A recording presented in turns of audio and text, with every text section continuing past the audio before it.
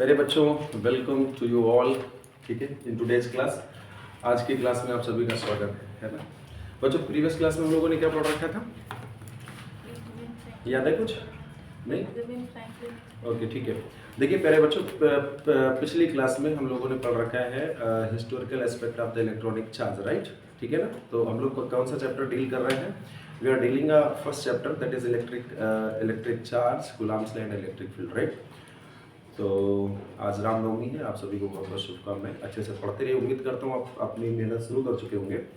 ठीक है, तो उस हिस्टोरिकल एस्पेक्ट ऑफ चार्ज में मैंने आपको पढ़ा रखा था थेल्स का ऑब्जर्वेशन, राइट?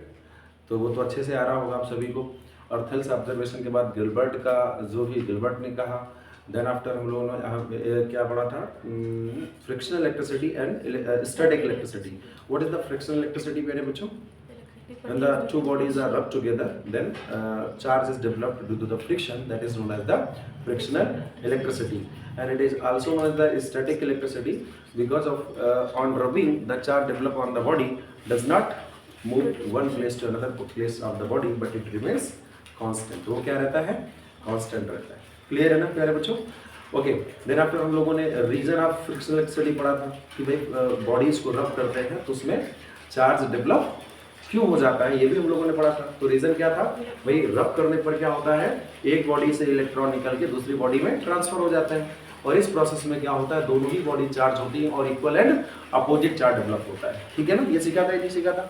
ओके, फिर आगे क्या सीखा था, इसमें न्यूमेरिकल्स बनते हैं। यस, डेफिनेटली इस कॉन्सेप्ट पे न्यूमेरिकल्स बनते हैं, और न्यूमेरिकल्स जो बनते हैं Q equal two plus minus any, that is इस फार्मूले पे हम लोगों ने देखा था।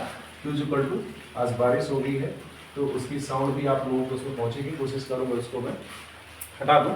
ठीक है मेरे बेटे, तो क्या हो गया, जो फ्रिक्शनल इलेक्ट्रिसिटी पे हमारे क्वेश्चंस बनेंगे वो Q equal two plus minus any पे बनते हैं, और बहुत ही सिंपल होते हैं, इजीली आप कर सकते हैं। उसमें कभी आपसे चार्ज पूछ लेगा कितना चार्ज ट्रांसफर हुआ, या कभी नंबर ऑफ इलेक्ट्रॉन्स पूछ लेगा कितने इलेक्ट्रॉन ट्रांसफर हुए। ठीक है, आसान सा क्वेश्चन होता है। ठीक है ना, समझ में आ गया? देन आफ्टर हम लोगों ने ये पढ़ा था बेंजामिन फ्रैंकलिन एक्सपेरिमेंट। क्या पढ़ा था? बेंजामिन फ्रैंकलिन एक्सपेरिमेंट, और उस एक्सपेरिमेंट को आप प्रीवियस वीडियो में देख सकते हैं अच्छे से, और मैंने आपको अच्छे से समझा दिया था। अगर कोई डाउट या कोई क्वेरी रहती है तो आप मुझसे पूछ सकते हैं। ठीक है, आप लोग डायरेक्टली पूछ सकते हैं, और जो बच्चे हमारे ऑनलाइन पढ़ेंगे वो कमेंट करके पूछ सकते हैं। ठीक है, तो यहाँ तक तो क्लियर था सब कुछ। ठीक है, बेंजामिन फ्रैंकलिन ने जहाँ तक वो नोट आपने लिखा तो उसके नीचे आपको लिखना है, Benjamin Franklin by his experiment है ना, told that there are two type of the charge, one which is developed on the glass rod and other which is developed on the ebonite rod, right? तो glass rod में जो develop हुआ था वो positive, और ebonite में जो develop हुआ वो negative. That is finally it is clear that there are the two types of the charge, one is positive and other is negative. Okay, dear students, एक बात और यहाँ से conclude हो रही है क्या, कि जब हम लोगों ने देखा था बेंजामिन फ्रैंकलिन एक्सपेरिमेंट में, जो ग्लास रॉड जब हैंग की गई थी और उसके पास दूसरी ग्लास रॉड लेके गए थे, देयर वाज रिपल्सन, राइट? तो ग्लास रॉड में इसमें भी पॉजिटिव था, दूसरी वाली में भी पॉजिटिव ही था। तो जब सेम चार्जेस आपस में आए, पास लाए गए, तो क्या हुआ? रिपल्सन। तो उसी नोट्स के नीचे आपको तो पता है, 9th से भी आपको बताया है कि सेम चार्जेस में क्या होता है, रिपल्सन, और अपोजिट चार्जेस में क्या होता है, अट्रैक्शन। ठीक है, तो उसको वहीं बेंजामिन फ्रैंकलिन का जो हमारा ऑब्जर्वेशन है उसके नीचे आप राइट डाउन कर लेंगे कि there is repulsion in same charges and attraction in opposite charges, right? एक नोट और आपको नीचे लिखना जो कि बहुत जरूरी है, and that is, dear students, हम लोगों ने देखा कि जब बॉडीज को आपस में क्या कर रहे थे, रब कर रहे थे। तो बॉडीज को जब हम लोगों ने रब किया तो फ्रिक्शन के द्वारा जब एक बॉडी से दूसरी बॉडी में इलेक्ट्रॉन ट्रांसफर हुए तो दोनों बॉडी चार्ज हो गई। अब इंटरेस्टिंग बात यह है कि देखिए, जो प्रोटॉन और न्यूट्रॉन जो न्यूक्लियस के अंदर होता है वो तो ट्रांसफर नहीं होने वाले। यानी बॉडीज में चार्ज डेवलप कब हुआ? बॉडीज में चार्ज डेवलप तब हुआ जब इलेक्ट्रॉन का ट्रांसफर हुआ। That is for electrification, bodies को चार्ज करने के लिए जो रिस्पॉन्सिबल फैक्टर है वो है electronic charge. That is electron are responsible for the electrification. ये आपको नोट में रखना है। इलेक्ट्रिफिकेशन के लिए, चार्ज के लिए कौन रिस्पॉन्सिबल है? इलेक्ट्रॉन। कौन रिस्पॉन्सिबल होगा? इलेक्ट्रॉन। ठीक है ना, ये दिमाग में आपको, ये भी नोट में आप वहां पे रख सकते हैं। नाउ प्यारे बेटे, एक अब हम लोगों ने देख लिया था, थेल्स नहीं बताया था अम्बर को वूल सिरप करते हैं, गिलबर्ट ने बताया था बहुत सारे ऐसे सेवरल अदर मटेरियल्स हैं। ठीक है, just like ebonite and silk, cat fur, है ना, उन्हें बताया बहुत सारे ऐसे पार्टिकल्स हैं। हम लोगों ने भी देखा डेली लाइफ में, प्रीवियस क्लास में मैंने बहुत अच्छे से इस बात को एक्सप्लेन किया हुआ है। मैंने आपको कल बताया भी था उस क्लास में कि अगर आप जस्ट फील करो, कभी टीवी स्क्रीन के पास जाते हो अपने, है ना, हैंड को लेके, तो रोए आपके क्या हो जाते हैं, खड़े हो जाते हैं। घर में कोई सिल्क की साड़ी हो तो उसके पास आप नजदीक जाते हो तो रोए आपके क्या हो जाते हैं, खड़े हो जाते हैं। ये सब किस वजह से होता है डियर स्टूडेंट्स? ये हमारे पास चार्ट डेवलपमेंट की वजह से ही होता है। उसमें क्या हो जाता है, अट्रैक्शन आ जाता है। या अभी ये प्रोसेस हम लोग और भी पढ़ेंगे। डेली लाइफ में हम लोगों ने ऐसी बहुत सारी चीज़ें फील करी है। मैंने आपको बताया था स्केल वाला एग्जांपल, आप लोगों ने बचपन में किया होगा। ये मैंने बताया था कर्टेन में बलून को रब करें फिर वो चिपक जाता है। ये ब्लैंकेट वाला एग्जांपल हम लोगों ने देखा था। तो उन सभी चीज़ों को आप वहाँ पे पीछे देख सकते हैं। तो ओवरऑल इस तरह से बहुत सारे ऐसे मटेरियल्स हैं और उस मटेरियल की एक सीरीज बनाई गई जिसका नाम दिया गया ट्राइबो इलेक्ट्रिक सीरीज। क्या नाम दिया गया प्यारे बेटे? ये सीरीज आपको यहाँ पे मैंने आपको बनाई है। This is the triboelectric series. क्या बोलते हैं बेटा इसको? Tribo electric series. अब इस सीरीज में, अब ये क्या है, कोई नई चीज नहीं है। These are the materials. ये क्या है? वो मटेरियल्स हैं और उनको इस बेस पर सेट किया गया कि अगर किन्हीं दो मटेरियल्स को हम लेते हैं, सपोज दैट हम कॉम्ब की बात करते हैं तो कॉम्ब हमारा हार्ड रबर का बना होता है। किसका बना होता है? हार्ड रबर का। कंघा तो आपका हार्ड रबर का ही होता है ना, कि सॉफ्ट रबर का होता है? अब ठीक है, आप डिसाइड कर लेना कि आपका कंघा कौन सा है ना? आपके घर में कौन सा कंघा है ना? ठीक है भाई, आप डिसाइड कर लीजिए। Okay, so dear students, just see here, यहाँ पे कॉम्ब कहाँ, हार्ड रबर कहाँ पर है?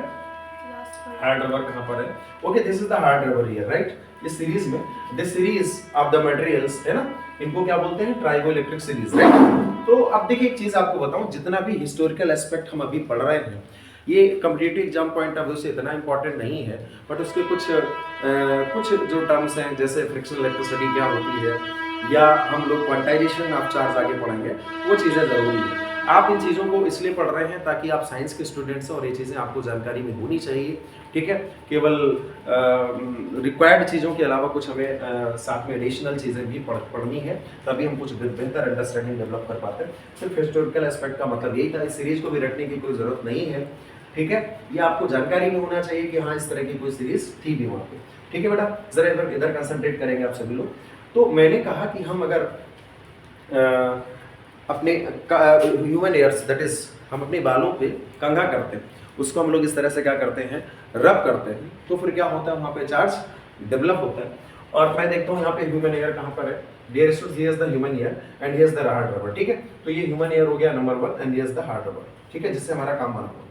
अब अगर हम प्यारे बेटे अपने कंघे को ह्यूमन एयर बालों पे इस तरह से क्या करते हैं, उसको रब करते हैं, तो क्या होगा प्यारे बेटे? सीरीज कुछ इस तरह से डिजाइन की गई कि अगर किन्हीं दो ऑब्जेक्ट्स को लिया गया और तो अगर हम दोनों को आपस में क्या करते हैं, रब करते हैं, तो ऊपर वाले में कौन सा आएगा? पॉजिटिव चार्ज, और नीचे वाले में कौन सा आएगा? नेगेटिव, ठीक है?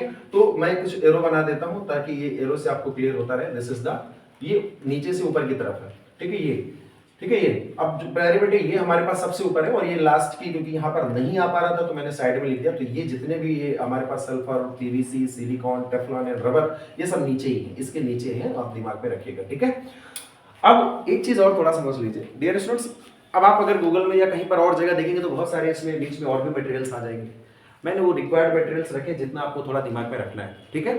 तो अब प्यारे बच्चों, अगर हम लोग ह्यूमन एयर को अगर हम अपनी कॉप से रब करते हैं तो क्या होता है? एयर में कौन सा चार्ज आएगा प्यारे बेटे? पॉजिटिव आ जाएगा, और इसमें क्या आएगा?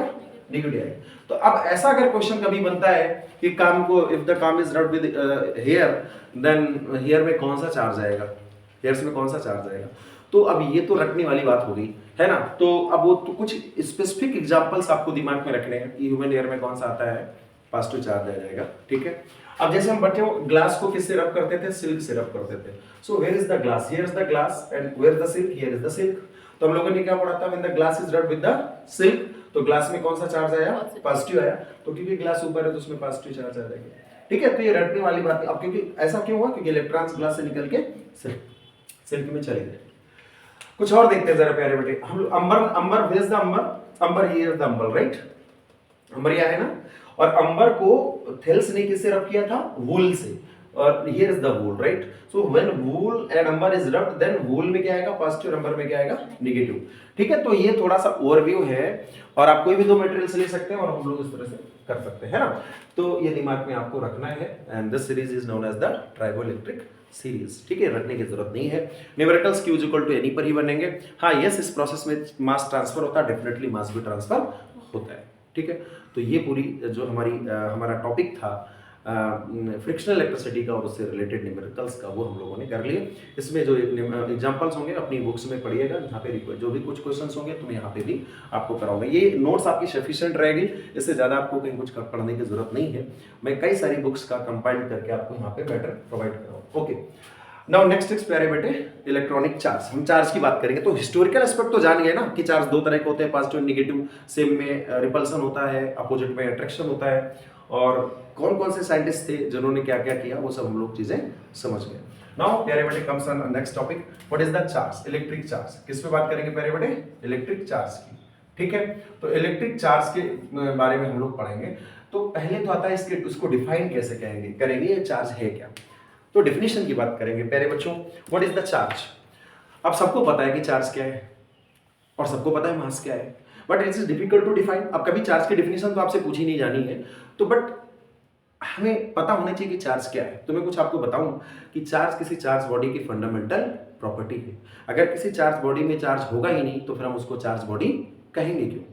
है ना, बात समझ रहे हैं नहीं समझ रहे हैं? So what is the charge? It is the fundamental property of a charge body, right? Now in charge body there may be, it is necessary that there is a efficiency or deficiency of electrons. अगर कोई charge body है, और हम अभी थोड़ी देर पहले मैंने आपको बताया है कि electronic charge is responsible for the electrification, electrons are responsible for the electrification. इसका मतलब अगर कोई चार्ज बॉडी है तो फिर उसमें क्या होगा? इलेक्ट्रॉन्स की एफिशिएंसी होगी या तो इलेक्ट्रॉन की डिफिशिएंसी होगी। तो फिर हमारे पास अगर हम चार्ज को डिफाइन करने जाएंगे तो पहला पॉइंट हम लोग लिखेंगे कि charge is the fundamental property of a charge body. Charge body की क्या है? चार्ज एक फंडामेंटल प्रॉपर्टी है and it represents that there is efficiency और deficiency of electrons in a body. Charge body में हमेशा क्या होगा? इलेक्ट्रॉन्स की एफिशिएंसी होगी या तो इलेक्ट्रॉन की डिफिशिएंसी होगी। इलेक्ट्रॉन ज्यादा होंगे तो उसमें नेगेटिव चार्ज आएगा, इलेक्ट्रॉन कम है तो उसमें क्या आ जाएगा? Positive charge. एक बात और आती है जो थर्ड पॉइंट, अगर इसमें नोट करना चाहें, देखिए ऑनलाइन जो बच्चे हमारे नोट्स अगर बनाना चाहते हो बना दें, तो फिर मैं नोट्स प्रोवाइड भी करा दूंगा टेलीग्राम ग्रुप में। आप सब लोग तो सामने ही बैठे हो, कोई दिक्कत नहीं। तो प्यारे बेटे जो हमारा थर्ड पॉइंट था, कल मैंने आपको इस बात को डिस्कस भी किया था जब मैंने आपको है ना डिस्कस किया था आप लोगों के सामने। थर्ड पॉइंट था कि चार्ज तभी हम बॉडी में ला सकते हैं जब बॉडी में मास हो। अब इंटरेस्टिंग बात यह है कि अगर हम बॉडी कहते हैं तो मास तो जरूर होगा ही उसमें, है ना? ऐसा तो नहीं होगा भाई, अगर बॉडी कह रहा हूं तो उसमें क्या होगा? मास होगा। बट ये दिमाग में रखना है कि चार्ज मास मैसिव ऑब्जेक्ट्स पे ही हो सकता है। That is for charge body, या बॉडी को हमें चार्ज करना है, दैट इज वहां पे मास होगा। अब इंटरेस्टिंग मास होना चाहिए। अब इंटरेस्टिंग बात ये है कि जब हम कहते हैं कि चार्ज करने के लिए या बॉडी में चार्ज होने के लिए मास का होना जरूरी है, तो डेफिनेटली प्यारे बच्चों, क्योंकि इलेक्ट्रॉन्स ही तो रिस्पॉन्सिबल है इलेक्ट्रिफिकेशन के लिए, इलेक्ट्रॉन्स ही रिस्पॉन्सिबल है बॉडी में चार्ज लाने के लिए। तो जब आप कोई बॉडी चार्ज बॉडी है तो डेफिनेटली उसमें इलेक्ट्रॉन तो एटलीस्ट ही है, दैट इज मास तो उसमें रहेगा ही ना। ठीक है, तो फिर क्या अगर किसी बॉडी में मास नहीं होगा या कोई ऐसी चीज है जिसमें मास नहीं होगा तो फिर उसको चार्ज नहीं किया जा सकता। डेफिनेटली हम लाइट के पार्टिकल की बात करते हैं, क्वांटा की बात करते हैं या फोटोन की बात करते हैं, उसका रेस्ट मास क्या होता है प्यारे बच्चों? जीरो होता है। तो फिर उसको हम चार्ज नहीं कर सकते या उसमें चार्ज नहीं होता। ठीक है, तो ये दिमाग में आपको रखना है। तो ये इलेक्ट्रिक चार्ज के बारे में हो गया। नाउ इसकी यूनिट्स के बारे में चर्चा करते हैं। किसके बारे में प्यारे बेटे? यूनिट्स के बारे में चर्चा करते हैं। तो ऐसा यूनिट ऑफ चार्ज क्या होती है बताओ बेटा दिशा? ऐसा यूनिट चार्ज है ना, very good, it's a coulomb, COLOUMB, coulomb, right, represented as C। तो ऐसा यूनिट क्या होगी मेरे बेटे? कूलम, और उसको C से रिप्रेजेंट करते हैं। मेरे बेटे चार्ज की सीजेस्ट यूनिट क्या होती है? सीजेस्ट यूनिट देयर इज मेरे बेटे स्टेट कूलम। अब स्टेट में E नहीं लगाते, ठीक है? स्टेट कूलम, स्टेट कूलम, या इसी को प्यारे बेटे फ्रैंकलिन बोलते हैं। क्या बोलते हैं? फ्रैंकलिन। क्या बोलेंगे? फ्रैंकलिन प्यारे बेटे। और या इसी को क्या बोलते हैं प्यारे बेटे? Electrostatic unit. क्या बोलते हैं प्यारे बेटे? इलेक्ट्रोस्टैटिक यूनिट, दैट इज हमारे पास ESU ऑफ चार्ज। क्या बोलते हैं? ESU of charge. ठीक है, तो सीजेस्ट यूनिट ऑफ इलेक्ट्रिक चार्ज। तो चार्ज के बारे में समझ में आ गया था ना? ये क्या है? फंडामेंटल प्रॉपर्टी है, और कोई चार्ज बॉडी है, ये रिप्रेजेंट होता है या हमें पता चलता है कि उसमें नंबर ऑफ इलेक्ट्रॉन्स ज़्यादा होंगे तो नंबर ऑफ इलेक्ट्रॉन्स कम होंगे। किससे कम ज़्यादा होंगे? Positive charge, protons. क्लियर है ना? ओके, और फिर हमारे पास प्यारे बेटे आगे पढ़ा कि मैसिव ऑब्जेक्ट्स में ही चार्ज आ सकता है। अगर कोई ऐसा है जिसमें मास नहीं है तो उसको हम चार्ज नहीं कर सकते। एग्जाम्पल है फोटोन या क्वांटा, उसका रेस्ट मास जीरो होता है, उसमें चार्ज नहीं है। ठीक है, चार्ज के एसआई यूनिट की बात करते हैं, तो एसआई यूनिट हमारे पास क्या है, कूलाम, सीरियस यूनिट पेयर बेटे, स्टेट कूलाम या फ्रैंकलिन या इलेक्ट्रोस्टैटिक यूनिट, ये इसको हम लोग बोलते हैं ईएसयू ऑफ चार्ज। और यहाँ पे पेयर बेटे हम रिलेशन दें तो होता क्या पेयर बेटे, हमारे पास 1 कूलाम इज इक्वल टू क्या होता बेटा, हाँ ठीक है 3 होता है, 2.99 होता है, उसको हम 3 लिख सकते हैं। 3 × 10 टू द पावर क्या होता है 9 ESU ऑफ चार्ज, क्या होता है मेरे बेटे 3 × 10 to the power 9 ESU, 2 point something होता है, 2.99 समथिंग होता है, उससे हम 3 ले सकते हैं। So 1 coulomb is equal to क्या होता है 3 × 10 to the power 9 electrostatic unit, that is ESU of charge. एक दूसरी यूनिट भी होती है, एक नेक्स्ट यूनिट होती है मेरे बेटे, उसको EMU क्या बोलते हैं, क्या बोलते हैं EMU, ठीक है नेक्स्ट है, ठीक है दिमाग में रखिएगा, इलेक्ट्रोमैग्नेटिक यूनिट EMU, क्या बोलते हैं बेटा इसको, इलेक्ट्रोमैग्नेटिक यूनिट। तो EMU क्या होता है प्यारे बेटे, 1 EMU इज इक्वल टू, यहाँ पे आ रहा है ना, उसमें देखिए जरा रिकॉर्डिंग में, 1 EMU इज इक्वल टू कितना आ रहा है प्यारे बेटे 10 कूलम, नहीं आ रहा, नहीं आ रहा तो वही पहले बोलो, यहाँ तक आ रहा है, ओके तो मैं यहाँ आगे लिख देता हूँ प्यारे बेटे 1 EMU, दैट इज 1 EMU, तुम लोगों की वॉइस भी जाएगी, तुम लोग भी सदा के लिए अमर हो जाओगे इसी में। तो 1 EMU ऑफ चार्ज है ना, कितना हो जाएगा बेटा, इलेक्ट्रोमैग्नेटिक क्या हो जाएगा बेटा 10 कूलम, कितना होता है मेरे बेटे COLOUM, 10 कूलम, ओके। सो ये हमारे पास रहा चार्ज और चार्ज की कुछ यूनिट्स के बारे में, दिमाग में रखिएगा, electrostatic unit and electromagnetic unit, इसलिए इसको स्टेट कूलम, फ्रैंकलिन ये भी कहते हैं। चार्ज के बारे में आगे नाउ कुछ प्रॉपर्टीज जो हमारे पास जरूरी है, किसकी, चार्ज की कुछ प्रॉपर्टीज के बारे में चर्चा करते हैं। इसके रफ कर दूं मेरे बेटे, रफ कर दूं, okay. So dear students, now next topic is, charge के बारे में पढ़ रहे थे तो चार्ज की कुछ प्रॉपर्टीज पे आएंगे ना, तो प्रॉपर्टीज ऑफ चार्ज क्या बात करेंगे प्यारे बेटे, प्रॉपर्टीज ऑफ चार्ज, ठीक है प्यारे बेटे। तो चार्ज की प्रॉपर्टीज पे अगर हम थोड़ा देखें तो पहला है, तो पहली है स्केलर है, ये चार्ज क्या प्यारे बेटे, स्केलर क्वांटिटी, स्केलर क्वांटिटी, ठीक है ना, चार्ज क्या है हमारे पास, स्केलर क्वांटिटी है ना। अब इसमें कोई डायरेक्शन तो होती नहीं है प्यारे बेटे, मैंने आपको बताया था थोड़ी देर पहले कि charge is the fundamental property of a charge body. मैंने फंडामेंटल प्रॉपर्टी कहा है, मैंने फंडामेंटल क्वांटिटी या बेसिक क्वांटिटी नहीं कहा। याद रखिएगा, चार्ज एक ड्राइव्ड क्वांटिटी है, बट प्रॉपर्टी उस चार्ज बॉडी की क्या बेसिक है। अगर चार्ज बॉडी में चार्ज ही नहीं होगा तो उसको चार्ज बॉडी हम नहीं कहेंगे, ठीक है ना। तो अभी हमारे पास स्केलर क्वांटिटी होती है। दूसरा हमारे पास क्या है प्यारे बेटे, दूसरा कुछ और बताओ इसमें, चार्ज किसी बॉडी में मास की वजह से, हाँ वो तो हम लोग जान गए ना कि चार्ज तभी आएगा जब मास होगा। नेक्स्ट, ओके मेरे बड़े जरा देखते हैं मेरे बड़े, ये हमारे पास क्या है, इफिशिएंसी और efficiency and efficiency of electrons को रिप्रेजेंट करती है। दूसरा हमारे पास आता है मेरे बेटे क्या, इनवेरिएंट थ्योरी। कौन सी थ्योरी आती है मेरे बेटे, इनवेरिएंट थ्योरी, इनवेरिएंट थ्योरी अब ऑफ चार्ज। अब इनवेरिएंट थ्योरी ऑफ चार्ज का क्या मतलब है मेरे बेटे, इनवेरिएंट थ्योरी ऑफ चार्ज का क्या मतलब है, इनवेरिएंट थ्योरी ऑफ चार्ज का क्या मतलब है प्यारे बेटे। अगर कोई बॉडी रेस्ट पे है तो चार्ज अगर हमारे पास रेस्ट पे जितना होगा वही प्यारे बेटे क्या होगा, चार्ज मोशन पे होगा। मतलब क्या प्यारे बेटे, इनवेरिएंट थ्योरी, अब बहुत सिंपल सी चीज को रखने की जरूरत ही नहीं है। इनवेरिएंट थ्योरी का क्या मतलब है, मैं एक चार्ज बॉडी हूँ, मैं अभी रेस्ट पे हूँ, तो मेरे में जितना चार्ज है, मान लेते हैं मैं मेरे पे 10 कूलम का चार्ज है, if I become in motion, मैं मोशन पे आ जाऊँ तो मेरे में भी उतना ही चार्ज रहेगा। यानी जो चार्ज है वो बॉडी के रेस्ट या मोशन की स्टेट से अफेक्ट नहीं होता है। This is known as the invariant theory, right, that is charge at rest equal to the charge at motion. Clear है ना भाई। तो हमारे पास स्केलर क्वांटिटी है, इनवेरिएंट थ्योरी है, और फिर नेक्स्ट आता है हमारे पास प्यारे बेटे conservation of charge. Conservation of charge से पहले हम लोग पढ़ते हैं एडिटिव नेचर ऑफ चार्ज। क्या पढ़ते हैं बेटा, additive nature of charge, nature of charge. अब एडिटिव क्या कर रहे हो बेटा, एडिटिव नेचर ऑफ चार्ज। अब इसका मतलब क्या हो गया, चार्ज के एडिटिव नेचर का क्या मतलब है। डियर स्टूडेंट्स, प्यारे बच्चों, मैं एक बॉडी हूँ, मेरे में जो पूरा चार्ज होगा, तो क्या मेरे में जो पूरा चार्ज है तो मेरे अंदर बहुत सारे फंडामेंटल पार्टिकल्स होंगे, राइट। मेरे में मैं एक बॉडी कंप्लीट बना हूँ तो कैसे बना, बहुत सारे छोटे छोटे पार्टिकल से बॉडी से मिलकर बना होगा। तो किसी कंप्लीट सिस्टम में या किसी कंप्लीट बॉडी में जो टोटल चार्ज होता है वो उस बॉडी के अंदर जितने भी फंडामेंटल पार्टिकल्स या जितनी भी बॉडीज हैं उन सभी के चार्जेस का क्या होता है, सम होता है। That is what is the additive nature of charge. The charge on a body is the sum of the algebraic sum of the charges formed, है ना, of its body is formed, जिससे body हमारी बनी हुई है उन सभी छोटे छोटे पार्टिकल्स के चार्जेस का सम, और जितना सम होगा वही उस बॉडी का क्या होगा, चार्ज होगा। सुन में आया ना? तो एडिटिव नेचर ऑफ चार्ज का मतलब क्या हो गया, समझ में आ गया? किसी बड़ी बॉडी में जो चार्ज होता है, किसी बॉडी में, किसी सिस्टम में जो टोटल चार्ज है, वह उस सिस्टम को बनाने वाले सभी फंडामेंटल पार्टिकल्स या बॉडीज के चार्जेस का क्या होता है, सम होता है। आप इसको लिख सकते हैं, बहुत छोटी सी बात है, मैंने आपको समझा दिया। The charge on a larger body, charge on a body और a system is equal to the sum of the charges of its system और बॉडी इज फॉर्म। ठीक है, तो ये क्या शो करता है मेरे बेटे, एडिटिव नेचर ऑफ चार्ज। ठीक है, मान लेते हैं कि सपोज दैट मेरे पास कोई बॉडी है और उसमें 3 इलेक्ट्रॉनिक चार्ज के बराबर का चार्ज है, तो उस बॉडी का पूरा चार्ज किसकी वजह से आया, वो 3 इलेक्ट्रॉन्स के चार्ज को आपने जोड़ा ना, ऐड किया, तो उसके बराबर हो गया। This is the additive nature of charge. Scalar quantity होती है, हमें पता है, इन्वेरिएंट थ्योरी पता होगी। और नाउ नेक्स्ट इज मेरे बेटे बहुत इंपॉर्टेंट है जो आपको दिमाग में रखना, क्वांटाइजेशन ऑफ चार्ज। क्या होता है मेरे बेटे, quantization of charge, quantization of charge, and it is very important thing, बहुत अच्छी सी बात है, इसको थोड़ा समझना है।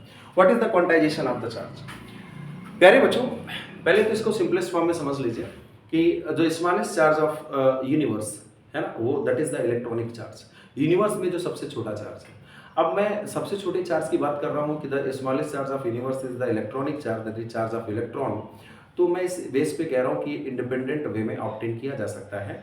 एक नई जो हमारी थ्योरी है या नया कॉन्सेप्ट है, मॉडर्न जो हमारे पास डिस्कवरीज हैं, वो शो करती हैं कि जो इससे भी छोटी चार्जेस हैं, जो क्वार्क पार्टिकल्स होते हैं, क्वार्क्स पार्टिकल, उनका चार्ज होता है। मैं उनकी बात नहीं कर रहा हूँ, मैं फंडामेंटल पार्टिकल्स की बात कर रहा हूँ जो इंडिपेंडेंटली हमें ऑब्टेन हो सकते हैं, इलेक्ट्रॉन, प्रोटॉन और न्यूट्रॉन। तो सबसे छोटा जो चार्ज है वो क्या होता है प्यारे बच्चों, इलेक्ट्रॉनिक चार्ज। क्या होता है, इलेक्ट्रॉनिक चार्ज। और ये बात मैं भी थोड़ी देर पहले भी आप लोगों को बता चुका हूँ कि बॉडी में जब चार्ज आता है तो उसके लिए रिस्पॉन्सिबल फैक्टर क्या है, इलेक्ट्रॉन। तो जब किसी बॉडी में चार्ज जाएगा, सपोज दैट कोई बॉडी है मेरे पास, यहाँ पे ये मेरे पास डस्टर है, अगर ये चार्ज हो तो इसमें जो चार्ज जाएगा तो क्यों जाएगा, क्योंकि इसमें इलेक्ट्रॉन की इफिशियंसी होगी, तो इलेक्ट्रॉन की डिफिशियंसी होगी। मान लेते हैं इसमें 15 इलेक्ट्रॉन्स चले गए, अब ऐसा तो नहीं होगा ना कि हाफ इलेक्ट्रॉन पहुंच जाएगा इसमें, या 3.5 इलेक्ट्रॉन इसमें पहुंच जाएंगे। अगर इसमें इलेक्ट्रॉन्स आएंगे तो किसी बॉडी से ट्रांसफर होके आएंगे, किसी प्रोसेस के थ्रू आएंगे, तो कंप्लीट नंबर ऑफ इलेक्ट्रॉन्स इसमें आएंगे या इससे कंप्लीट नंबर ऑफ इलेक्ट्रॉन जाएंगे। दैट इज क्या होगा, इसमें जो चार्ज आएगा, जो इसमें चार्ज डेवलप होगा, वो इलेक्ट्रॉनिक चार्ज का क्या होगा, इंटीग्रल मल्टीपल होगा। And this is the quantization of the charge, right. तो quantization of charge that is electronic charge, वो क्या मतलब है, दैट अभी हम इसको राइट डाउन कर सकते हैं। Electronic charge can not B divided infinitely. Electronic charge को हम डिवाइड नहीं कर सकते बिकॉज ऑफ यही सबसे ज्यादा, यही सबसे छोटा है। इलेक्ट्रॉन का चार्ज ही क्या है, सबसे छोटा है। तो लाइन जो अभी आप लिख रहे हैं तो उसको लिखेंगे, what is the meaning of the quantization of the charge, the electronic charge can not B divided infinitely and the charge on other bodies, ठीक है, is the integral multiple of the electronic charge. जो बाकी bodies में जो charge होता है वो electronic charge का क्या होता है, इंटीग्रल मल्टीपल होता है। और इसको हम लोग इस तरह से लिख सकते हैं, parameter Q equal two plus minus N। That is किसी बॉडी में जो चार्ज हो सकता है वो क्या हो सकता है, मान लेते हैं 1 इलेक्ट्रॉन ट्रांसफर हुआ तो चार्ज क्या हो सकता है, ये तो फिर बॉडी में चार्ज होगा ही नहीं, दैट इज 0। या तो फिर क्या हो सकता है पैरामीटर प्लस 1e, 1 इलेक्ट्रॉन उससे निकल गया। अगर 2 इलेक्ट्रॉन निकलेंगे तो फिर क्या हो गया, अच्छा ऊपर कर दूं मैं, अभी यहाँ पे कर दूं, ओके। तो हमारे पास यहाँ पे क्या हुआ देखिए जरा बेटा, Q equal two plus minus N। तो बॉडी में जो चार्ज हो सकता है वो क्या हो सकता है, 0। या हमारे पास plus E, plus 2E, plus 3 है ना, एंड सो ऑन। जब उससे इलेक्ट्रॉन निकल रहे हैं, अगर उसमें इलेक्ट्रॉन जाएंगे तो क्या माइनस E है ना, अगर एफिशिएंसी इलेक्ट्रॉन की हो रही है तो this E and so on. मतलब समझ में आया ना, what is the quantization of charge. इस तरह से आप लिख सकते हैं शुरू से, अभी तो जिस तरह से लिखा है उसके नीचे लिख सकते हैं आप लोग, the smallest charge of universe is charge of electron, that is electronic charge, and the charge on other bodies always integral multiple of electronic charge. दुनिया में किसी बॉडी में जो चार्ज होगा वो इलेक्ट्रॉनिक चार्ज का इंटीग्रल मल्टीपल ही होगा, right. ऐसा नहीं होगा कि फ्रैक्शन में कोई चार्ज आ जाए किसी बॉडी पे। समझ में आ गया ना, समझ में आ गया। तो क्वांटाइजेशन थ्योरी क्या थी, मैंने फिर से एक बार एक्सप्लेन कर देता हूं। क्वांटाइजेशन ऑफ चार्ज का मतलब होता है कि the electronic charge can not B divided infinitely, right. That is the charge on a body is always integral multiple of electronic charge. Electronic charge का क्या होगा, इंटीग्रल मल्टीपल होगा। दैट इज हम कैसे उस बॉडी के चार्ज को दे सकते हैं, Q equal two plus minus N। That is किसी बॉडी में जो चार्ज हो सकता है वो क्या है प्यारे बेटे, plus E plus 2e plus 3 या नेगेटिव का हो सकता है, कभी ऐसा नहीं होगा कि वो फ्रैक्शन में हो जाए। क्लियर हो गया क्वांटाइजेशन? समझ में आया ना? किसी बॉडी में चार्ज क्या हो सकता है प्यारे बेटे? इलेक्ट्रॉनिक चार्ज का इंटीग्रल मल्टीपल। ठीक है ना? समझ में आ गया कि नहीं? ऐसा नहीं होगा कि 3.5 इलेक्ट्रॉन चले गए उसमें, ऐसा करने की सोच रहे हैं क्या? हो ही नहीं सकता ना, क्योंकि इलेक्ट्रॉनिक ट्रांसफर होगा। ठीक है, तो क्वांटाइजेशन का मतलब समझ में आ गया? Electronic charge can not B divided infinitely, right? Q is equal two plus minus m। Okay, इसको अपनी लैंग्वेज में क्या करेंगे? राइट डाउन कर लेंगे। वैसे मैंने आपको नोट करा दिया क्या क्या नोट करना है। नाउ प्यारे बेटे, यहाँ पर एक कंट्राडिक्शन आता है। मॉडर्न डिस्कवरीज कहती हैं, यहाँ पे दिख रहा होगा तो मुझे बताइएगा, मॉडर्न डिस्कवरीज कहती हैं कि ये फंडामेंटल पार्टिकल थे ना हमारे, electron, proton and neutron. Modern aspect ये कहता है कि इनसे भी छोटे पार्टिकल्स होते हैं जिन्हें क्वार्क्स पार्टिकल कहते हैं। क्या बोलते हैं बेटा? Quarks particle, QUARKS, quarks particle. ठीक है बेटा, क्वार्क्स पार्टिकल। अब ये जो क्वार्क्स पार्टिकल होते हैं, इनमें जो अभी थोड़ा सा इनके बारे में पढ़ते हैं। अब देखो, जब कोई टॉपिक पढ़ रहे होते हैं, अब उसके साथ कोई रिलेट टॉपिक करता है तो थोड़ा हमें उसके बारे में जानकारी होनी चाहिए, है ना? जैसे हम लोगों ने ट्राइबो इलेक्ट्रिक सीरीज के बारे में पढ़ा, उसका यहाँ पे कोई मतलब नहीं था, बट क्योंकि ऐसे ऑब्जेक्ट्स के बारे में पढ़ रहे थे, जो रब करने पे चार्ज हो जा रहे थे, तो थोड़ी सीरीज भी पढ़ ली। अब हम चार्ज की प्रॉपर्टीज पढ़ रहे हैं, तो चार्ज की प्रॉपर्टीज में क्वांटाइजेशन ऑफ चार्ज आया, तो फिर हम थोड़ा सा देखेंगे कि भाई अब सबसे छोटा चार्ज मैंने इलेक्ट्रॉनिक चार्ज कहा, कल को आप देखेंगे क्वार्ट्ज पार्टिकल भी आ चुके हैं, उनके बारे में जानकारी, तो उसमें तो फ्रैक्शन में चार्ज होता है। तो फिर क्या हमारी क्वांटाइजेशन थ्योरी बेकार हो गई क्या? नहीं, हमारी क्वांटाइजेशन थ्योरी बेकार नहीं हुई है। The quantization of charge, the quantization theory of charge is not fail, there is no failure of the quantization theory of charge because of the quarks particles are not obtained independently from outside the atom. Atom के बाहर इनका existence क्या होता है? Possible नहीं है, right? तो फिर हम क्वांटाइजेशन थ्योरी को फेल नहीं मानेंगे। क्वांटाइजेशन थ्योरी यही कहती है ना कि इलेक्ट्रॉनिक चार्ज कभी फ्रैक्शन में नहीं हो सकता, या किसी बॉडी में जो चार्ज हो सकता है वो इलेक्ट्रॉन के चार्ज का क्या होगा? इंटीग्रल मल्टीपल होगा। लेकिन क्वार्क्स पार्टिकल्स में जो चार्ज होता है वो इलेक्ट्रॉनिक चार्ज का इंटीग्रल मल्टीपल नहीं होता, वो तो फ्रैक्शन में होता है। तो क्या ये थ्योरी हमारी बेकार हो गई क्या? No, there is no failure of quantization theory because of the existence of quarks particle is not possible outside of the atom, या freely उनका existence possible नहीं है। ठीक है, तो अभी क्वार्क्स पार्टिकल के थोड़ा इनके बारे में जानकारी ले लेते हैं। इसको मैं थोड़ा रफ करूंगा 1 मिनट के लिए, ठीक है? कोई बात नहीं बेटा, चलो यहाँ पे देखते हैं, थोड़ा बहुत इतना चलेगा ना। तो पहले बेटे quarks particle, QUARKS, quarks particle. तो देखो बेटा यहाँ पे जरा सभी लोग कंसंट्रेट करोगे। तो क्वार्क्स पार्टिकल क्या होता है? ये मेरे बेसिकली हमारे पास कुछ 6 तरह के होते हैं, और जो हमारे पास एक होते हैं अप क्वार्क्स। क्या होते हैं पहले बेटे? Up quarks. उसमें हमारे पास क्या आता है? अप में क्या जाता है? एक अप होता है जिसको हम लोग U से रिप्रेजेंट कर देते हैं। दूसरा हमारे पास क्या होता है पहले बेटे? चार्म। क्या होता है? चार्म, और इसको हम C से कहते हैं। और जो तीसरा होता है मेरे पास, उसको बोलते हैं पहले बेटे अप, चार्म, और हमारे पास क्या होता है पहले बेटे? हमारे पास ये टॉप और ट्रुथ, TRUTH। ठीक है बेटा? तो ये तो हमारे पास हो गए अप क्वार्क्स। अप क्वार्क्स में क्या आता है? अप क्वार्क्स में क्या कहते हैं बेटा? Up, charm and truth. और अब इन क्वार्क्स पार्टिकल में एक्चुअली जो चार्ज होता है ना बेटा, वो क्या होता है? थोड़ा देखो, plus minus 2/3e and plus minus 1/3e। अब देखो जरा, अभी थोड़ी देर पहले जो हम लोगों ने पढ़ा है क्वांटाइजेशन ऑफ चार्ज, तो क्वांटाइजेशन ऑफ चार्ज में तो अभी हम लोगों ने चर्चा करी कि जो चार्ज बॉडीज में होगा वो इलेक्ट्रॉनिक चार्ज का इंटीग्रल मल्टीपल होगा, और यहाँ पर देख रहे हैं कि ये तो रेशियो में आ गया इलेक्ट्रॉनिक चार्ज के, 2/3 इलेक्ट्रॉनिक चार्ज का फ्रैक्शन हो गया। तो क्या क्वांटाइजेशन थ्योरी रॉन्ग हो गई? नहीं। फेल हो गई? नहीं। क्यों? क्योंकि क्वार्क्स पार्टिकल का एग्जिस्टेंस है ही नहीं, राइट? फ्रीली एग्जिस्टेंस पॉसिबल नहीं है। ठीक है ना? तो फंडामेंटल पार्टिकल आपका क्या हो? इलेक्ट्रॉनिक चार्ज सबसे स्मॉलेस्ट चार्ज हो गया। हमारे इलेक्ट्रॉन, प्रोटॉन और न्यूट्रॉन भी क्वार्क पार्टिकल से ही मिलकर बने, ऐसा मॉडर्न एस्ट्रोनॉमी हमारा कह रहा है। तो हम क्वार्क्स पार्टिकल के बारे में जानते हैं, ये चार्ज होता है। तो अप क्वार्क्स जो होते हैं बेटा, चाहे वो हमारे पास अप हो या चार्म हो या टॉप या ट्रुथ हो, उसमें कितना चार्ज होता है? Plus 2/3e। क्या होता है बेटा? उसमें चार्ज कितना होता है? Plus 2/3e। ठीक है ना? सुन आया ना? और डाउन क्वार्क्स में कितना होता है बेटा चार्ज? डाउन क्वार्क्स में कितना चार्ज होता है? डाउन, ठीक है, डाउन, QUARKS। डाउन क्वार्क्स में कितना होता है? इसको बेटा किससे रिप्रेजेंट? अप क्वार्क्स को U से रिप्रेजेंट करते हैं, और इसको किससे बेटा? D से रिप्रेजेंट करते हैं। उसमें चार्ज होता है -1/3। कितना होता है मेरे बेटे? -1/3। क्लियर है मेरे बेटे? अब चार्ज इसमें, और अप में कितना होता है? Plus 2/3e। इन सभी में, इसमें भी, अप में भी, चार में भी, टॉप और ट्रुथ में भी, इनमें सभी में यही चार्ज होता है, ठीक है ना। और डाउन वाले में उसको डी से रिप्रेजेंट करते हैं और सभी में कितना चार्ज होगा, -1/3।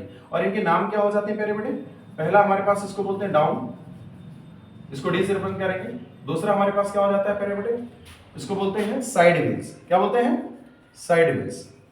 और इसको स्ट्रेंज भी बोल देते हैं, क्या बोल देते हैं, स्ट्रेंज, स्ट्रेंज।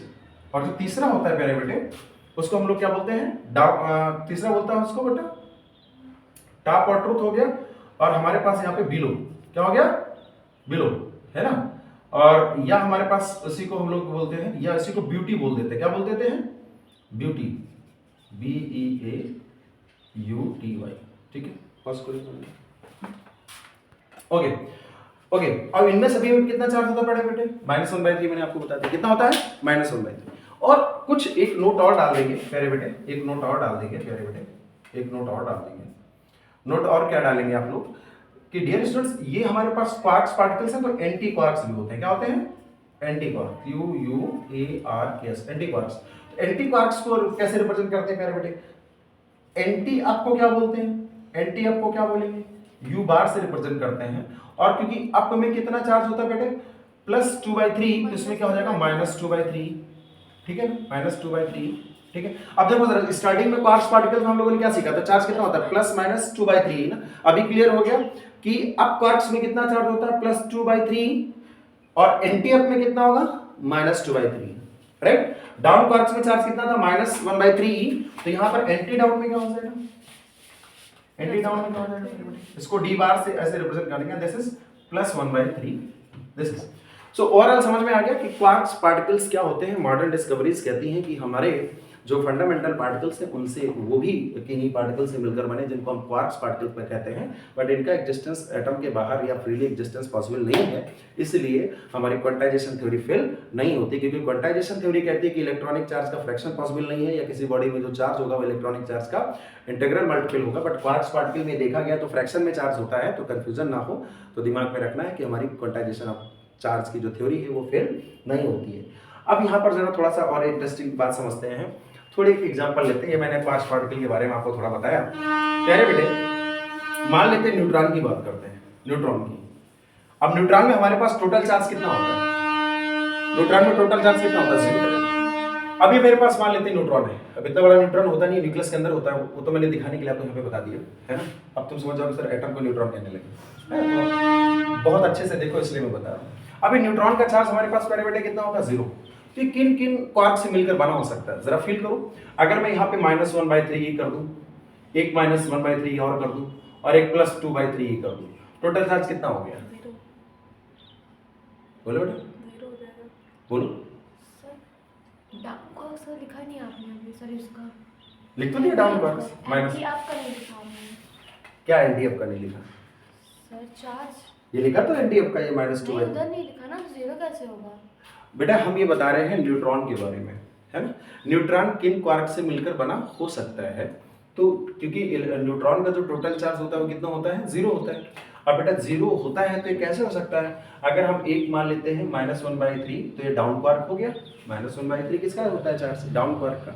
दूसरा एक और मान लिया हम लोगों ने डाउन क्वार्क, और एक हम लोगों ने क्या ले लिया, अप क्वार्क। दैट इज अगर इस न्यूट्रॉन में क्या हो, एक U हो और 2 क्या हो, डाउन क्वार्क्स हो, तो बेटा इनका तीनों का जो सम आता है वो कितना आता है, 0 आता है। तो न्यूट्रॉन इस तरह से 3 क्वार्क से मिलकर बना हो सकता है। समझ में आया नहीं है, आसान है, इसमें परेशान होने की जरूरत क्या है, ठीक है ना। ऐसे ही हमारे पास प्रोटॉन में भी चेक कर लेंगे कि किन क्वार्क से बना होगा। समझ में आया ना, कंप्लीट हो गया। तो ये हमारे पास क्वांटाइजेशन ऑफ चार्ज की थी। ओके प्यारे बच्चों, सो चार्ज की हम लोग प्रॉपर्टीज पढ़ रहे थे, है ना। तो first it is a scalar quantity, और किसी ऑब्जेक्ट में मास तभी आएगा जब, सॉरी चार्ज तभी आएगा जब मास होगा। और फिर हम लोगों ने पढ़ा invariant theory of charge, right, additive nature of charge, quantization theory of charge. Now next is dear students, अगला क्या है प्यारे बच्चों, कंजर्वेशन।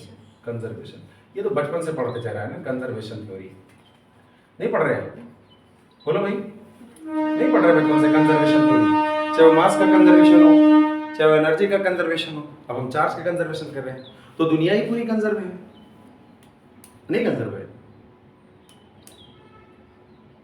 अरे 9th हाई स्कूल में आपने क्या पढ़ा था, conservation of mass, neither be created nor be conservation of energy. अब हम पढ़ रहे हैं कंजर्वेशन ऑफ चार्ज।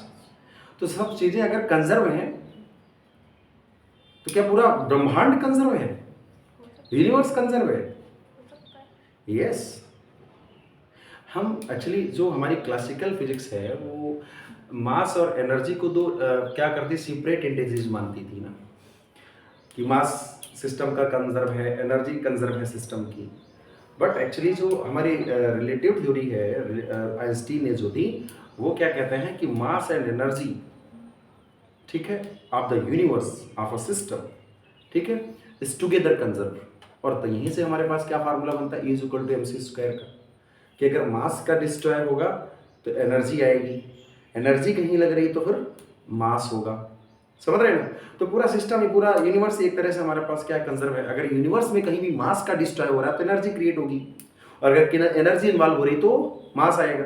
तो ओवरऑल हम देखें पूरा ब्रह्मांड हमारा क्या है, कंजर्व है। बट हो क्या रहा है, अगर एक चीज खत्म हो रही है तो दूसरी जनरेट हो रही है। तो अगर कुछ खत्म हो जाए तो ये मत समझिएगा कि ये डिस्ट्रॉय हो गया, है ना। डिस्ट्रक्शन इज द क्या है, मदर ऑफ क्रिएशन। क्लियर है ना? तो ये दिमाग में थोड़ा सा रखें। खैर, तो conservation theory of charge, productive definition जो आप 9th हाई स्कूल में पढ़ते रहे क्या। अभी चार्ज की बात करें, कंजर्वेशन थ्योरी ऑफ चार्ज, तो क्या बोलोगे आप लोग? हाँ, मुझे पता कि रट्टा मारे होगे तो बोल दोगे, बताओ। charge can neither be created nor be Not destroyed. destroyed. Okay, the charge cannot be created nor destroyed, but it transfer from one body to another body, right? तो but ये charge किसका? The charge of a system, right? किसी भी body का, किसी भी system. What is the system? System क्या है? System क्या है? प्यारे बेटे, इंडिविजुअल एक बॉडी भी सिस्टम है, एंड ग्रुप ऑफ बॉडीज भी क्या है, सिस्टम। जब हम सिस्टम की बात करते हैं फिजिक्स में, तो सिस्टम का मतलब होता है the bodies, the group of bodies interacting together, आपस में इंटरेक्ट कर रही हूँ। इंटरेक्ट का मतलब बातचीत नहीं, किसी फोर्स के द्वारा वो रिलेट कर रही हूँ, आपस में इंटरेक्शन हो, एक दूसरे को इन्फ्लुएंस कर रही हूँ। तो ऐसी बॉडीज के ग्रुप को हम क्या बोलते हैं, सिस्टम कहते हैं। इंडिविजुअल बॉडी भी एक सिस्टम है, बिकॉज ऑफ इसमें भी लार्ज नंबर ऑफ पार्टिकल्स और आपस में क्या कर रहे हैं, इंटरेक्ट कर रहे हैं, दैट इज एक दूसरे को इन्फ्लुएंस कर रहे हैं किसी फोर्स से बाइंड में। ठीक है, तो कंजर्वेशन थ्योरी ऑफ चार्ज क्या है, the charge can not be created not destroyed but it transfer from one body to another body. ठीक है, अब चार्ज किसका, किसी भी सिस्टम का। तो मैं फिर से ये फाइनल आप लिख सकते हैं, वैसे लिखने की जरूरत नहीं है, आप सब समझते हैं। The charge, the total charge of a system is always conserved and it can not be created not destroyed but it transfer from one body to another. अब चलो इसको जरा देखते हैं, इसको हम लोग कुछ एग्जांपल से देखते हैं क्या कहीं ऐसा हुआ। यस, अभी थोड़ी देर पहले हम लोगों ने क्या फ्रिक्शनल इलेक्ट्रिसिटी के बारे में पढ़ा, और हम लोगों ने जाना कि when the two bodies are rub together then both become charge, equal and opposite charge हो जाता है। तो प्यारे बेटे, मान लेते हैं कि ये हमारे पास एक बॉडी है और ये मेरे पास एक बॉडी है, इसको मैं आपस में क्या करता हूँ, रब करता हूँ। तो जब मैं रब करता हूँ, मैं मान लेता हूँ कि इससे इलेक्ट्रॉन कहाँ पहुँच गए इसमें। अब ट्राइबल इलेक्ट्रिक सीरीज होती तो पता चल जाता, वुड और हार्ड रबर। देखिए जरा सीरीज में कहाँ पर था, वुड और हार्ड रबर, किसमें किसमें। खैर इतनी चेक करने की जरूरत नहीं है, हमारी ये लकड़ी है ना। Wood positive, hard rubber negative. Okay ठीक है, तो ये सब आपको पता चल जाएगा। Okay, you can see here, please बेटा यहाँ पे कंसंट्रेट करेंगे। So when these two bodies are rub together then both become charge. Initially अब ये पूरा एक क्या होगा, ओवरऑल सिस्टम हो गया ना।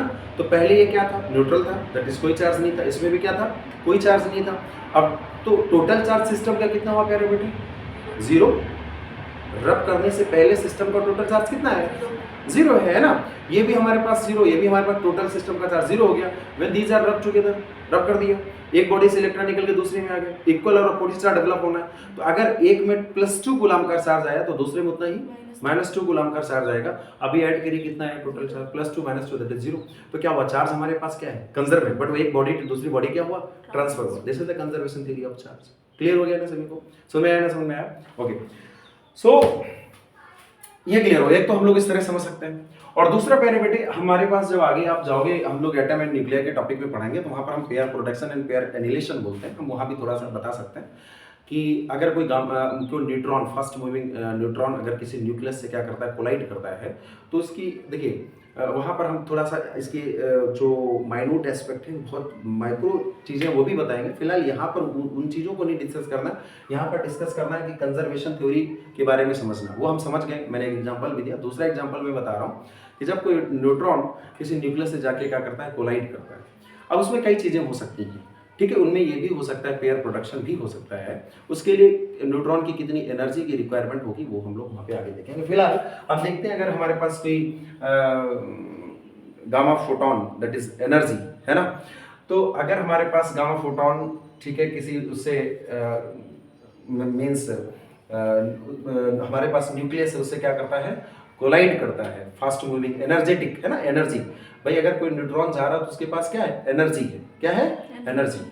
तो हमारे पास वो जो गामा फोटोन है वो क्या करता है, पेयर प्रोडक्शन करता है, और क्या पेयर बन जाता है, एक हमारे पास इलेक्ट्रॉन प्लस दूसरा हमारे पास क्या होता है, इलेक्ट्रॉन का चार्ज क्या होता है, निगेटिव, और पॉजिट्रॉन का क्या होता है, पॉजिटिव। अब यहाँ पर बात है कि व्हाट इज द पॉजिट्रॉन, क्या कह रहे बेटे, पॉजिट्रॉन क्या है, this is the anti particle of electron, क्या कह रहे बेटे, anti particle of electron, electron का एंटी पार्टिकल है। एंटी पार्टिकल का मतलब क्या है, इसका जो मास होता है, मास ऑफ पॉजिट्रॉन, पॉजिट्रॉन का जो मास है दैट इज m पॉजिट्रॉन, तो बेटा ये क्या होगा, वो इलेक्ट्रॉन के बराबर ही होगा, इलेक्ट्रॉनिक मास के बराबर होगा, दैट इज m के बराबर।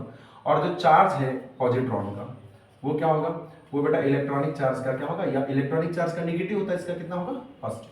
So what is the positron, it is the anti particle of electron. Electron का जितना मास होता है उतना ही पॉजिट्रॉन का मास होगा, बट इलेक्ट्रॉन का चार्ज क्योंकि निगेटिव होता है तो पॉजिट्रॉन का क्या होगा, पॉजिटिव होगा। क्लियर है ना। So what is the pair production. अब बेटा गामा का जो चार्ज है, फोटोन, अभी मैंने बताया था ना, फोटोन क्वांटा, इसका चार्ज क्या होता है, जीरो होता है ना, अभी बताया नहीं, बताया उसको चार्ज नहीं कर सकते।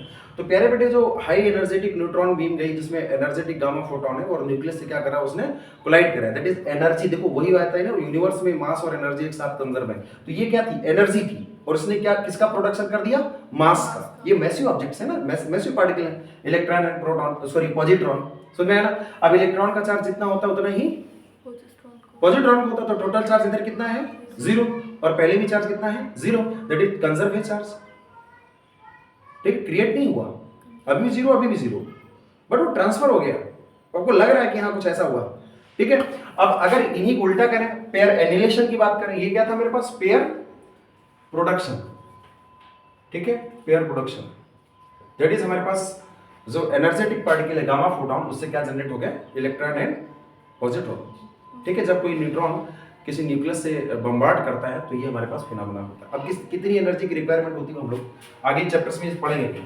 एंड दूसरा हमारे पास क्या, पेयर एनिलेशन। पेयर मींस यही, इलेक्ट्रॉन एंड पॉजिट्रॉन आपस में क्या हो जाना, खत्म हो जाना, एनिलेट हो जाना, वैनिश कर देना एक दूसरे को।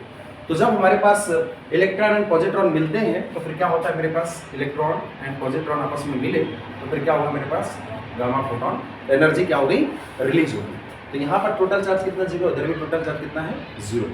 सुनना है कि नहीं है, क्लियर हो गया हमारे पास, एनी डाउट। तो प्यारे बच्चों, इस तरह से हम लोगों ने चार्ज की प्रॉपर्टीज पढ़ ली, जितनी भी एसेंशियल प्रॉपर्टीज थी, ठीक है, उसका हिस्टोरिकल बैकग्राउंड पढ़ लिया, उसकी यूनिट्स पढ़ ली, ठीक है। तो ये हमारा यूनिट क्या होता है, कंप्लीट होता है। इलेक्ट्रिक चार्ज के बारे में जो स्टडी थी हमारी वो क्या होती है, कंप्लीट हो जाती है। इसमें जो क्वेश्चंस होते हैं, कुछ क्वेश्चंस होते हैं ज़रा हम आगे उनको फाइनली जब हम और भी कुछ चीज़ें पढ़ लेंगे तो हम लोग उसको क्या करेंगे, डिस्कस करेंगे।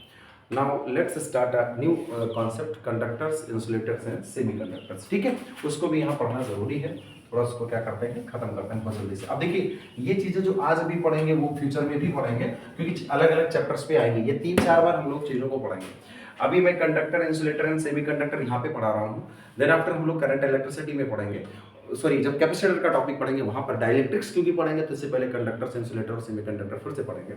और एक थर्ड टाइम यही चीज़ पढ़ने को मिलेगी जब हम लोग आपको डिस्कस कराएंगे बैंड थ्योरी ऑफ मैटर, उस थ्योरी के बेस पर कंडक्टर्स, इंसुलेटर और सेमीकंडक्टर्स को डिस्कस करेंगे।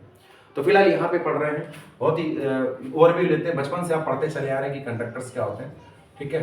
तो कंडक्टर्स क्या होते हैं वो आप सबको पता है, कंडक्टर्स, राइट, आसान है, मैं अपनी थ्योरी दे देता हूँ। What is the conductor? anything that allows the current to flow through it. Okay, ठीक है। तो conductors are the materials through which electricity and charge can flow easily. बहुत ही सिंपल लैंग्वेज में आपको दिमाग में जो मैंने बोला वो आप राइट डाउन कर सकते हैं, ठीक है ना। अब ये कंडक्टर्स नहीं पूछा जाना है, अब आपके लेवल पे जिस लेवल पे आप हो तो कंडक्टर्स नहीं पूछा जाना है, but you have to be know, right. तो conductors are those materials through which charge and electricity can flow easily, बहुत आसानी से फ्लो कर सकते हैं, उसको उनको हम क्या बोलते हैं, कंडक्टर्स बोलते हैं, ठीक है। अब चलिए थोड़ी सी बात करते हैं, क्योंकि हम जानते हैं, ठीक है, आगे बढ़ाओ इस बात को, समझ में आया ना। कंडक्टर्स वो होते हैं जिनमें चार्ज और इलेक्ट्रिसिटी बहुत आसानी से इजीली क्या करती है, फ्लो करती है, ठीक है, चार्ज दैट इज, ठीक। अब प्यारे बेटे कंडक्टर्स जब हम बात करेंगे तो प्यारे बेटे हमारे पास कोई भी मटेरियल्स बेसिकली हमारे पास कितना होता है, सॉलिड, और हमारे पास क्या हो गया, लिक्विड, और ये मेरे पास क्या हो गया, गैसेस स्टेट में गैस, और भी दो होती है प्लाज्मा एंड गॉस स्टेट, उनकी बात नहीं करते, बेसिकली उनकी बात करते हैं। तो डियर स्टूडेंट्स, थोड़ी सी बात आपको समझनी ये जरूरी है कि मैंने कहा कि कंडक्टर्स आर दोज मटेरियल्स तभी charge and electricity can flow easily, आसानी से फ्लो करता है। इंटरेस्टिंग बात यह है कि कंडक्टर्स में जो कंडक्टिविटी होती है वो इसीलिए होती है कि उनमें जो मोबाइल चार्ज है, वो जो चार्ज फ्लो कर सकता है, वो है उसमें प्रेजेंट है। सुन में आया कि नहीं आया? ठीक है ना। जब हम करंट इलेक्ट्रिसिटी आपको पढ़ाएंगे तो वहाँ पर बताएंगे पूरा फिनोमेना कि कैसे ऐसा कुछ होता है। ठीक है, फिर भी ये मैं आपको बताता हूँ कि कंडक्टर्स वही होंगे जिसमें मूव करने वाला चार्ज होगा।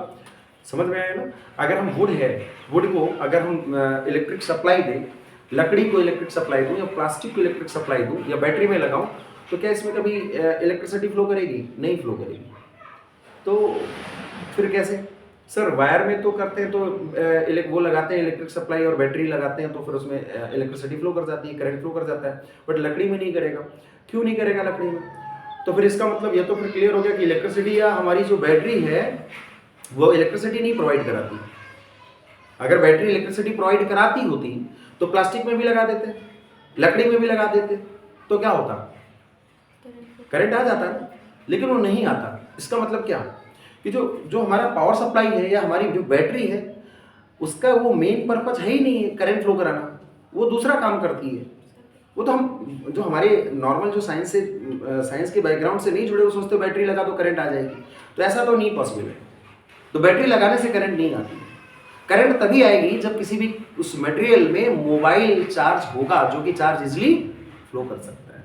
तो ये बात इंटरेस्टिंग है समझने वाली कि conductors are the materials through which electricity and charge can flow easily. And जो सबसे इंपॉर्टेंट बात यह है कि कंडक्टर्स में मोबाइल चार्ज होता है, the charge that can flow, right, वो प्रेजेंट होता है उसमें। तो बैटरी और इलेक्ट्रिक सप्लाई ने क्या किया? बैटरी और इलेक्ट्रिक सप्लाई का काम क्या है? बैटरी और इलेक्ट्रिक सप्लाई का काम सिर्फ इतना ही है कि वो जो चार्ज था जो कि फ्लो कर सकता था, वो रैंडम फ्लो कर रहा है, और बैटरी या इलेक्ट्रिक सप्लाई इसको एक डायरेक्शन में कर देती है, और इस तरह से करंट आ जाती है। समझ में आया कि नहीं आया सभी को? ठीक है ना। इसको और बेहतर हम लोग करंट इलेक्ट्रिसिटी के टॉपिक में समझेंगे। ठीक है, तो प्यारे बेटे हम जरा सॉलिड्स की बात करते हैं, तो थोड़ा यहाँ पे थोड़ा बता देता हूँ कंडक्टर्स में सॉलिड में कैसे इलेक्ट्रिसिटी कंडक्ट करती है। तो प्यारे बेटे हमारे पास ये सॉलिड हो गया, और सॉलिड में क्या होता है, मेरे लार्ज कोई भी मैटर होगा तो क्या लार्ज नंबर ऑफ एटम से मिलकर बना होगा, तो बहुत सारे हमारे पास क्या हो गए, ये सब एटम्स हो गए। और सॉलिड में आप जानते हो कि एटम क्या होता है, अपनी प्लेस से मूव तो करता नहीं है, वो क्या करता है, सिर्फ वाइब्रेट करता है अपनी मेन पोजीशन के अबाउट। होता क्या प्यारे बेटे, अब एटम्स किससे मिलकर बने, इलेक्ट्रॉन, प्रोटॉन और न्यूट्रॉन, राइट। अब इलेक्ट्रॉन्स जो एटम है ना, तो एटम में जो कंडक्टर्स है ना, कंडक्टर्स के जो एटम्स होते हैं उनको सराउंडिंग से या नॉर्मल टेम्परेचर पे इतना सफिशिएंट अमाउंट ऑफ एनर्जी मिल जाती है कि उस एनर्जी को लेकर जो उन एटम्स के इलेक्ट्रॉन हैं वो एटम को क्या कर देते हैं, छोड़ देते हैं। अरे इलेक्ट्रॉन्स को एनर्जी मिलती तो क्या करते हैं, लोअर टू हायर ऑर्बिट आते हैं ना। अगर आउटर मोस्ट इलेक्ट्रॉन्स को एनर्जी मिलेगी तो क्या करेंगे, एटम को क्या करेंगे, छोड़ देंगे, है ना। तो डिपेंड नहीं करता कि उनको कितनी एनर्जी चाहिए, तो जितनी भी उनको चाहिए थी, किनको, इलेक्ट्रॉन्स, किसके इलेक्ट्रॉन्स हैं, वो कंडक्टर्स के एटम्स के। वो इलेक्ट्रॉन्स किसके हैं, कंडक्टर्स में जो एटम्स होते हैं उनके इलेक्ट्रॉन्स को जितनी एनर्जी की रिक्वायरमेंट होती है वो सराउंडिंग से मिल जाती है, और वो एनर्जी लेकर वो एटम को क्या कर देते हैं, छोड़ देते हैं। अब आप बताओ प्यारे बेटे कि अगर इन एटम्स से इलेक्ट्रॉन निकल जाएगा तो इन एटम्स में कौन सा चार्ज आएगा, पॉजिटिव चार्ज आएगा। और बेटा अगर इनमें पॉजिटिव चार्ज आएगा तो इलेक्ट्रॉन्स कहाँ है, एटम्स को तो छोड़ दिया ना इलेक्ट्रॉन्स ने, वो इलेक्ट्रॉन्स यहाँ जो इंटर एटॉमिक स्पेस है यहाँ पर क्या करते हैं, वो रैंडम मोशन करते हैं, ऐसे ऐसे ऐसे ऐसे ऐसे वो मोशन करते रहते हैं। और जब इस तरह से वो मोशन करते हैं तो प्यारे बेटे ये क्या होगा, है ना, एक गैसेस, जैसे गैस के मॉलिक्यूल्स रैंडम मोशन करते हैं ना ऐसे ऐसे, वो भी यहाँ पे करने लगे। और प्यारे बेटे इन्हीं इलेक्ट्रॉन्स को हम क्या बोलते हैं, फ्री इलेक्ट्रॉन्स। क्या बोलते हैं, अब इनको फ्री इलेक्ट्रॉन्स क्यों कहा गया, because these become free from their atoms. वो अपने एटम से क्या हो गए, फ्री हो गए। बट इस पूरे सॉलिड के अंदर तो अभी वो है, और जो बीच में जगह है वो क्या करते हैं, वो मूव कर रहे हैं। वो क्या कर रहे हैं, मूव कर रहे हैं। दैट इज कंडक्टर्स इनको इसलिए कहा गया क्योंकि यहां पर मूव करने वाला चार्ज प्रेजेंट है। समझ में आया ना, एटम्स मूव नहीं कर सकते बट फ्री इलेक्ट्रॉन्स तो मूव कर सकते हैं। अब क्योंकि रैंडम मोशन कर रहे हैं इसलिए करंट नहीं है। पता लगा कि आयरन का फ्यूज उठा करंट मार दिया, ऐसा नहीं हो सकता। वो जब एक यूनि डायरेक्शन में जाते हैं, कोई चार्ज आएगा तो एक दूसरे की करंट को फिर वो कैंसिल नहीं करेगा और इस तरह से उसमें नेट करंट आ जाती है। और यही काम करती है बैटरी या इलेक्ट्रिक सप्लाई।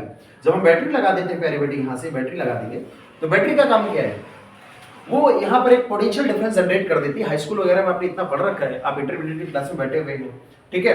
हम हायर लेवल की बात करते हैं, जी और मेंस की, तो फिर जो नीट की, तो फिर उसमें इतनी चीज़ें तो 9th हाई स्कूल में पढ़ के आ चुके हैं।